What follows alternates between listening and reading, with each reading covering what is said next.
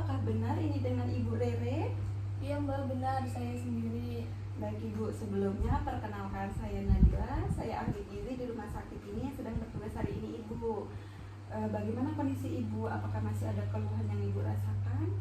Alhamdulillah sejauh ini udah mendingan sih Mbak, cuma masih terasa lemas gitu.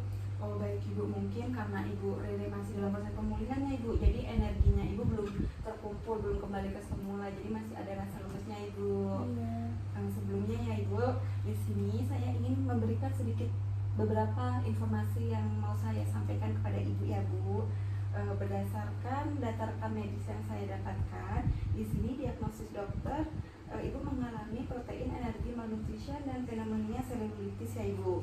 Jadi tujuan saya ingin membantu Ibu Rere dalam mengatur pola makan Ibu yang bisa Ibu terapkan ketika Ibu keluar dari sini agar bisa membantu dalam proses pemulihan agar lebih optimal Ibu. Bu, di sini saya juga sudah membuatkan panduan yang bisa Ibu terapkan dalam mengatur pola makan Ibu ketika Ibu di rumah.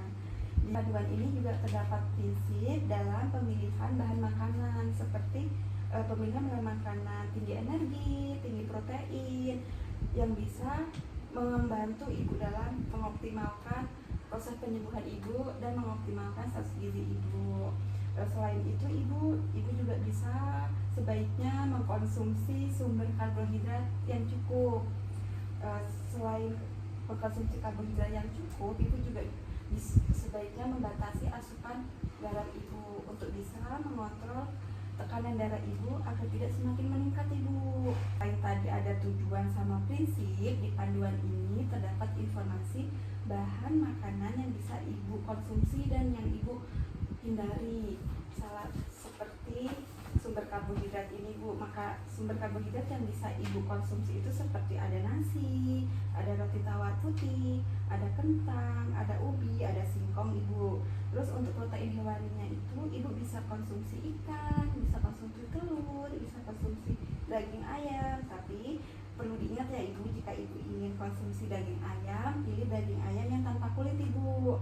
Terus terdapat susu serta produk olahannya Ibu seperti sup keju. Terus di sini juga ada protein nabati Bu. Protein nabati yang bisa Ibu Rere konsumsi itu ada tahu, ada tempe. Terus untuk sayurannya sendiri itu ada wortel, ada buncis, ada labu siam, ada toge, ada timun.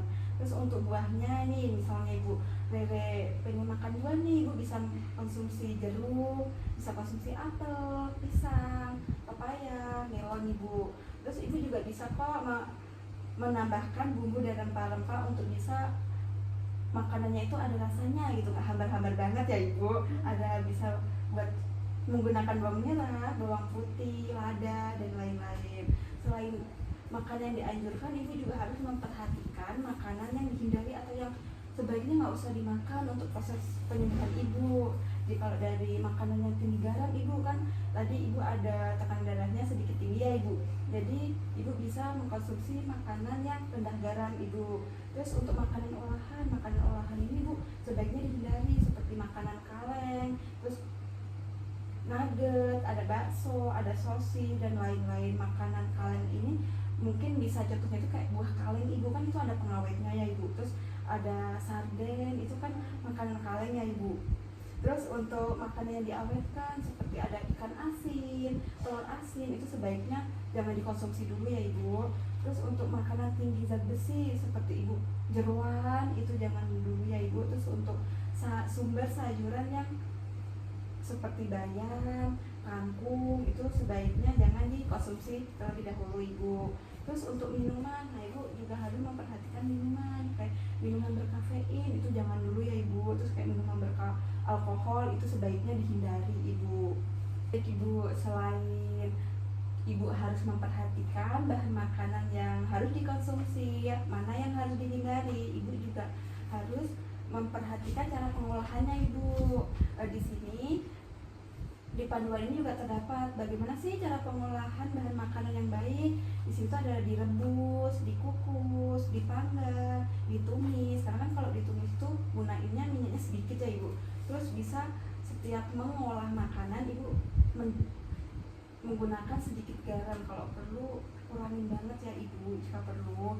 Nah, kenapa harus direbus, dikukus, dipanggang, ditumis agar bahan makanan yang ibu konsumsi itu yaitu bentuknya lunak dan mudah dicerna ibu, jadi bisa mempermudah ibu. Baik ibu, tadi di panduan ini kan sudah ada tujuannya, udah ada prinsipnya, ada contoh bahan makanan yang dianjurkan dan yang dihindari, cara pengolahannya, ya kan ibu.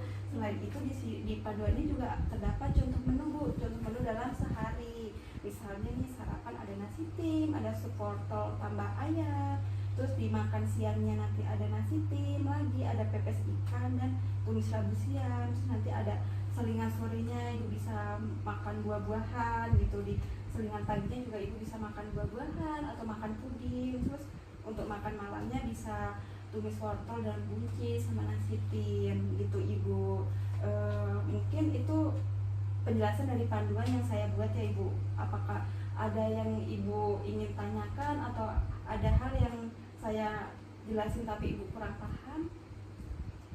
Sebenarnya udah jelas sih mbak. Berarti nanti saya harus memperhatikan ya mbak, nggak semua bahan makanan bisa saya makan gitu ya? Iya ibu, karena ibu kan lagi proses pemulihan, jadi juga harus didukung oleh asupan dan bahan makanan yang ibu konsumsi gitu. Iya mbak, saya paham jadinya. Baik ibu, mungkin masih ada yang ingin dikonfirmasi lagi ibu? Udah cukup sih mbak, kayaknya udah sangat jelas mbak yang ngejelasin, jadi saya udah paham insya Allah. Oke. Baik ibu, jika ibunya sudah paham, ini bisa ibu bawa pulang, bisa jadi panduan ibu ketika ibu nanti mengatur asupan makanan ibu. Baik ibu, jika sudah jelas mungkin hanya ini informasi yang saya sampaikan. Semoga ibu Rere cepat sembuh, terus ibu Rere bisa kembali melakukan aktivitas seperti semula ya ibu. Iya, semoga ya mbak, amin. Saya kalau gitu saya permisi dulu ibu. Terima kasih atas waktunya.